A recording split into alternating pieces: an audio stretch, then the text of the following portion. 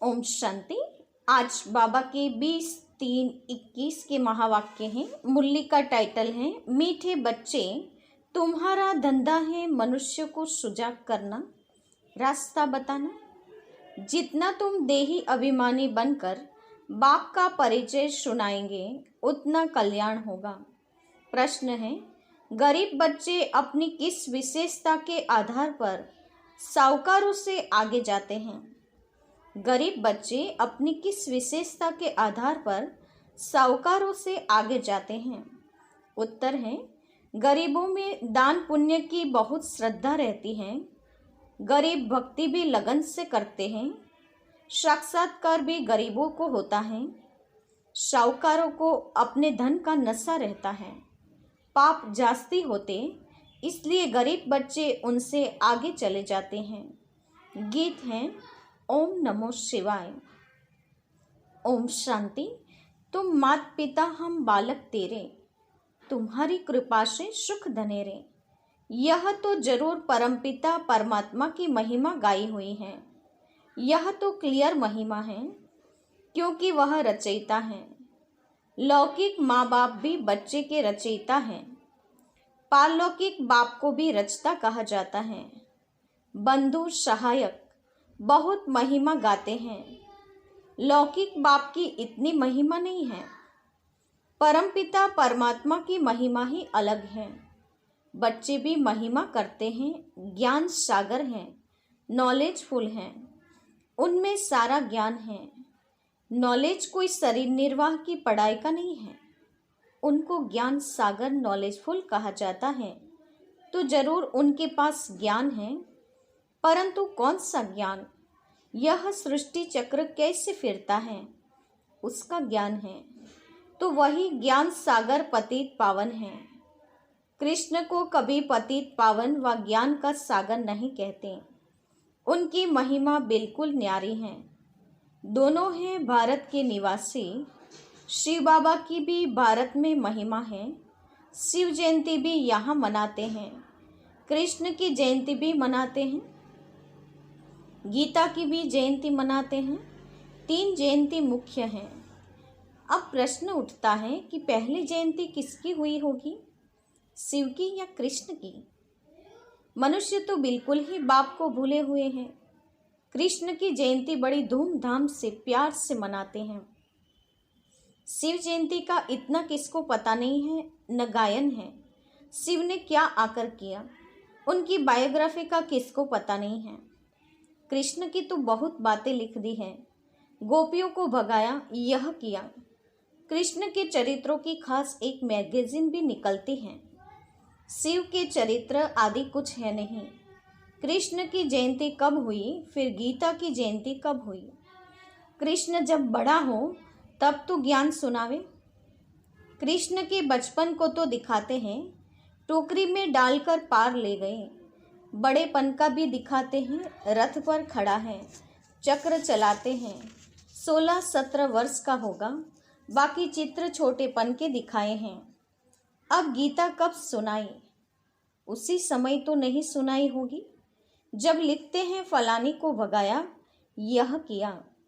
उस समय तो ज्ञान शोभे भी नहीं। ज्ञान तो जब बुजुर्ग हो तब सुनाए। गीता भी कुछ समय बाद सुनाई होगी। अब शिव ने क्या किया कुछ पता नहीं।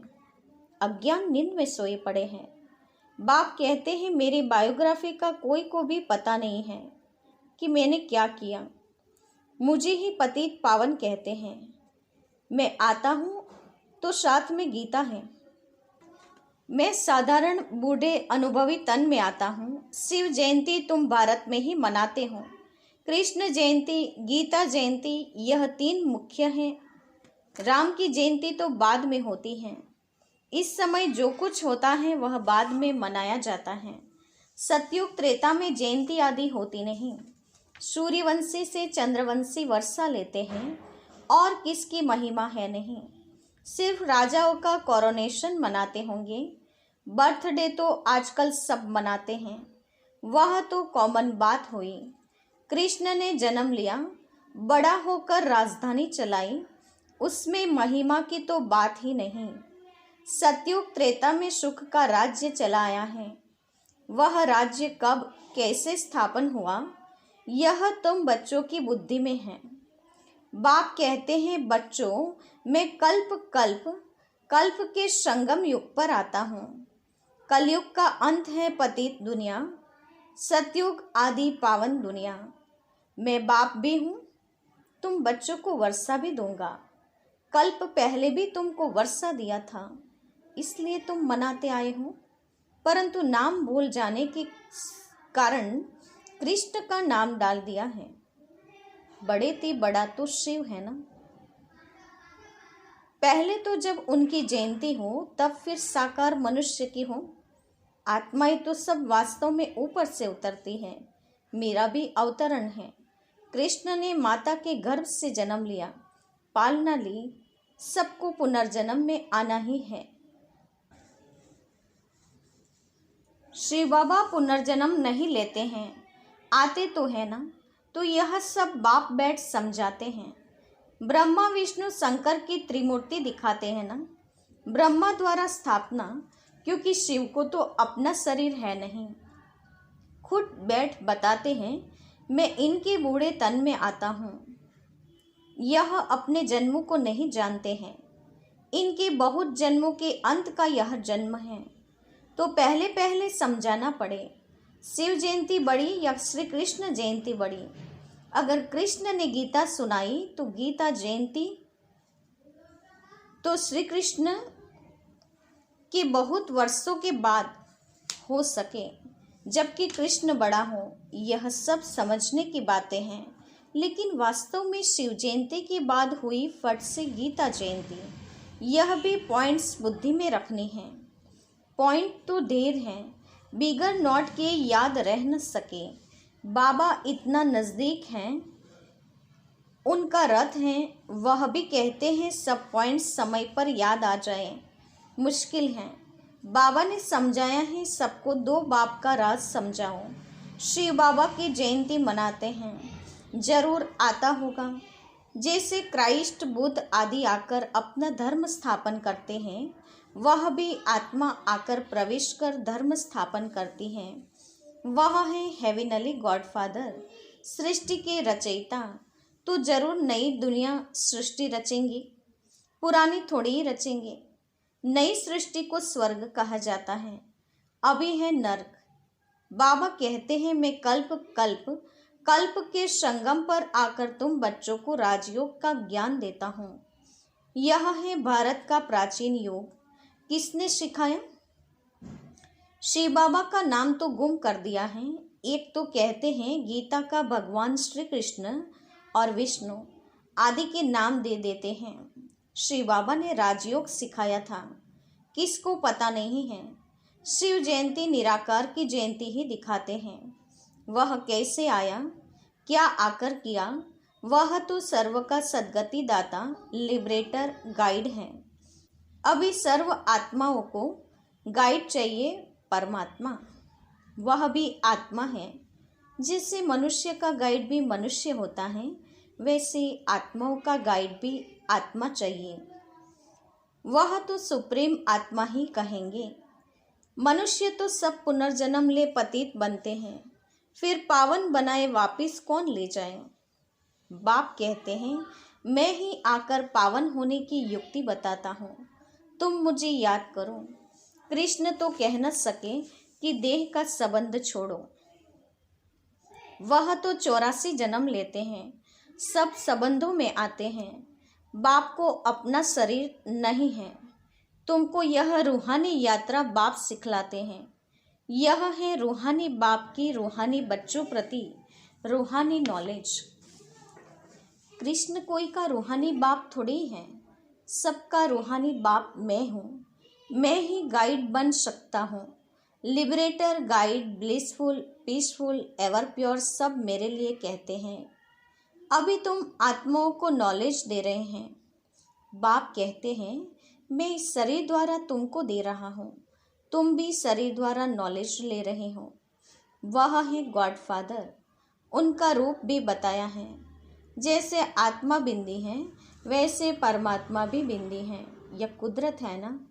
वास्तव में बड़ी कुदरत तो यह है, इतने छोटे से स्टार में 84 जन्मों का पार्ट है। यह है कुदरत।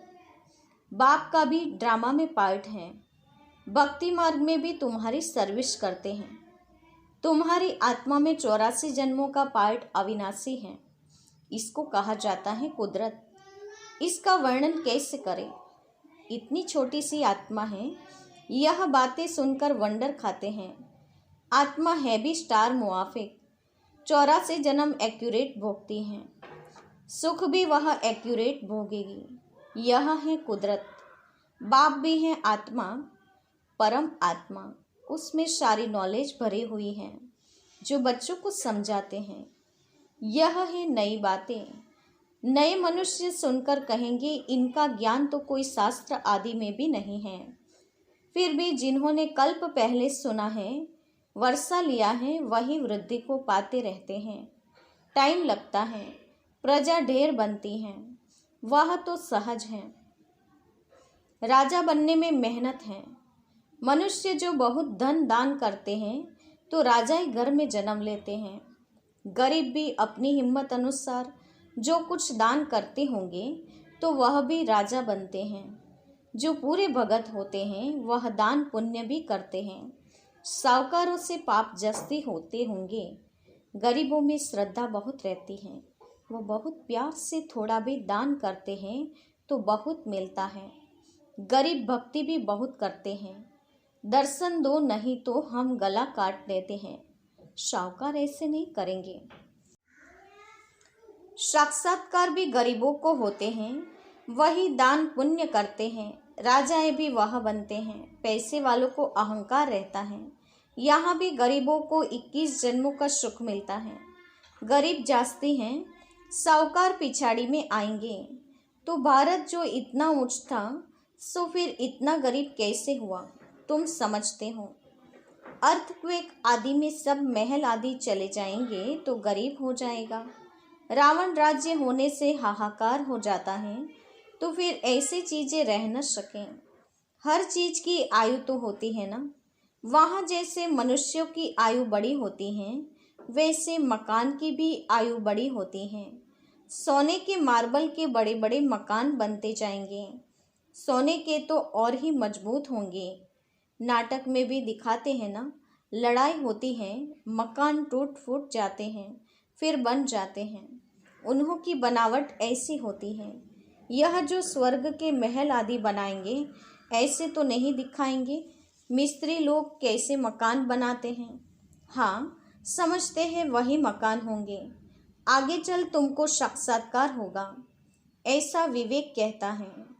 इन बातों से बच्चों का ताल्लुक नहीं है। बच्चों को तो पढ़ाई पढ़नी है, स्वर्ग का मालिक बनना है। स्वर्ग और नर्क अनेक बार पास हुआ है, अभी दोनों पास हुए हैं। अभी है संगम।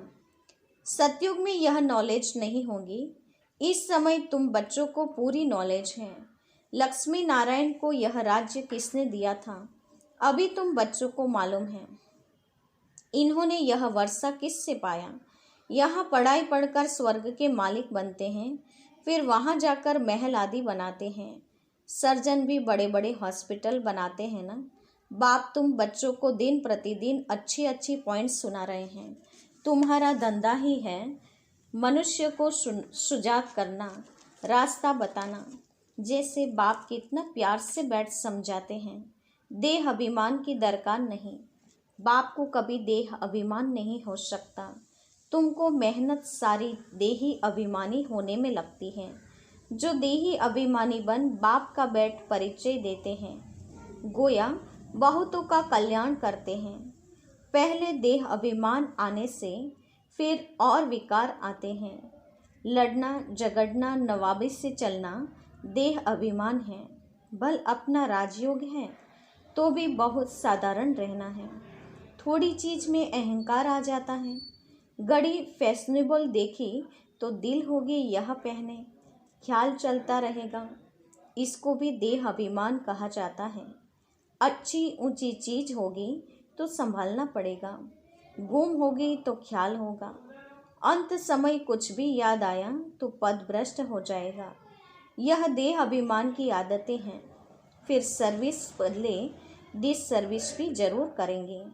रावण ने तुमको देह अभिमानी बनाया है। देखते हो बाबा कितना साधारण चलते हैं। हर एक की सर्विस देखी जाती है। महारथी बच्चों को अपना शो करना है। महारथियों को ही लिखा जाता है तुम फलानी जगह जाकर भाषण करो। एक दो को बुलाते हैं, लेकिन बच्चों में देह अभिमान बहुत रहता है। भाषण में बल अच्छे हैं, परंतु आपस में रूहानी स्नेह नहीं है। देह अभिमान लून पानी बना देता है। कोई बात में जट बिगड़ पड़ना यह भी नहीं होना चाहिए। इसलिए बाबा कहते हैं कोई को भी पूछना है तो बाबा से आकर पूछे। कोई कहे बाबा आपको कितने बच्चे हैं? कहूँगा बच्चे तो अनगिनत हैं, परंतु कोई कपूत कोई सपूत अच्छे अच्छे हैं। ऐसे बाप का तो फरमान बरदार वफादार बनना चाहिए ना। अच्छा, मीठे मीठे सिकिलते बच्चों के प्रति माता पिता बाप दादा का याद प्यार और गुड मॉर्निंग। रूहानी बाप के रूहानी बच्चों को नमस्ते। हम रूहानी बच्चों की रूहानी माता पिता बाप दादा को याद प्यार और नमस्ते। पूरी मुरली का धारणा युक्त मुख्य सार। पहली पॉइंट, देह अभिमान में आकर किसी भी प्रकार का फैशन नहीं करना है। जास्ती शौक नहीं रखने हैं। बहुत बहुत साधारण होकर चलना है। दूसरा, आपस में बहुत बहुत रूहानी स्नेह से चलना है। कभी भी लून पानी नहीं होना है। बाबा का सपूत बच्चा बनना है। अहंकार में कभी नहीं आना है। वरदान है, समर्पणता द्वारा बुद्धि को स्वच्छ बनाने वाले सर्व खजानों से संपन्न भव। समर्पणता द्वारा बुद्धि को स्वच्छ बनाने वाले सर्व खजानों से संपन्न भव। वरदान का स्पष्टीकरण है, ज्ञान का श्रेष्ठ समय का खजाना जमा करना व स्थूल खजाने को 1 से लाख गुणा बनाना अर्थात जमा करना। इन सब खजानों में संपन्न बनने का आधार है स्वच्छ बुद्धि और सच्चे दिल। लेकिन बुद्धि स्वच्छ तब बनती है जब बुद्धि द्वारा बाप को जानकर उसे बाप के आगे समर्पण कर दो। शुद्र बुद्धि को समर्पण करना अर्थात देना ही दिव्य बुद्धि लेना है। स्लोगन है, एक बाप दूसरा न कोई। इस विधि द्वारा सदा वृद्धि को प्राप्त करते रहो। एक बाप दूसरा न कोई, इस विधि द्वारा सदा वृद्धि को प्राप्त करते रहो। आज के मुख्य पॉइंट्स हैं। बाबा ने कहा, देही अभिमानी बनकर सबको बाप का परिचय सुनाओ और कल्याण करते चलो। तुम्हारा धंधा है मनुष्य को सजाग करना, रास्ता बताना, बाप का परिचय देना। साथ ही बाबा ने कहा, गरीब बड़े दान पुण्य भावना से करते हैं, लगन से करते हैं तो उन्हें साक्षात्कार भी होता है। साहूकारों को तो अपने धन का नशा रहता है तो जास्ती पाप करते रहते हैं। ज्ञान सागर नॉलेजफुल परमात्मा है जो बिंदी हैं, जो जन्म मरण रहित हैं। कृष्ण को कभी पतित पावन या ज्ञान सागर नहीं कह सकते हैं। साथ ही बाबा ने कहा, कृष्ण जयंती कब हुई? गीता के जयंती कब हुई? कृष्ण जब बड़ा हो तब तो ज्ञान सुनावे। इसीलिए सहज समझना है कि कृष्ण जयंती है, उसके बड़े होने के बाद गीता जयंती हो सकती है। शिव इस सृष्टि पर आते हैं तो शिव ने क्या किया ये कुछ भी जानते नहीं हैं। शिव बाबा कहते हैं, मेरी बायोग्राफी का किसी को पता नहीं है कि मैंने क्या किया। तो बाप आकर बताते हैं, मैं साधारण बूढ़े अनुभवी तन में आकर सृष्टि के आदि मध्य अंत का ज्ञान सुनाता हूँ। इसीलिए मुझे ज्ञान सागर कहते हैं। सबसे बड़ा वंडर या कुदरत इसी को कहा जाएगा कि छोटी सी आत्मा में 84 जन्मों का पार्ट भरा हुआ है। 84 जन्म एक्यूरेट आत्मा भोगती है। साथ ही बाबा ने कहा, गरीब भक्ति इतनी तीव्र करते हैं, यदि दर्शन नहीं दे तो गला भी काट देने को तैयार हो जाते हैं। साहूकार इतनी हिम्मत दिखा नहीं सकते हैं। साथ ही बाबा ने कहा, बाप तुम बच्चों को दिन प्रतिदिन अच्छी अच्छी पॉइंट्स सुनाते जाते हैं। निराकार शिव की जयंती मनानी चाहिए क्योंकि वही सर्व का सद्गति दाता, लिबरेटर, गाइड वही है। जरूर मनुष्यों का गाइड मनुष्य होता, वैसे आत्माओं का गाइड भी आत्मा ही चाहिए। तो वह सुप्रीम आत्मा है जो मनुष्य पुनर्जन्म में आते हैं, जबकि वो सुप्रीम आत्मा इनसे मुक्त रहकर हमें देह के सब बंधनों से छुड़ाकर हमारे 84 जन्मों का राज सिखाते हैं, रूहानी यात्रा सिखलाते हैं और रूहानी नॉलेज सिखलाते हैं। साथ ही बाबा ने कहा, देह अभिमान में आकर सभी प्रकार की फैशनों से मुक्त रहना है, जास्ती शौक में नहीं जाना है और साधारण बन कर रहना है और समर्पण बुद्धि द्वारा स्वच्छ बनने वाले सर्व खजानों से संपन्न रहना है।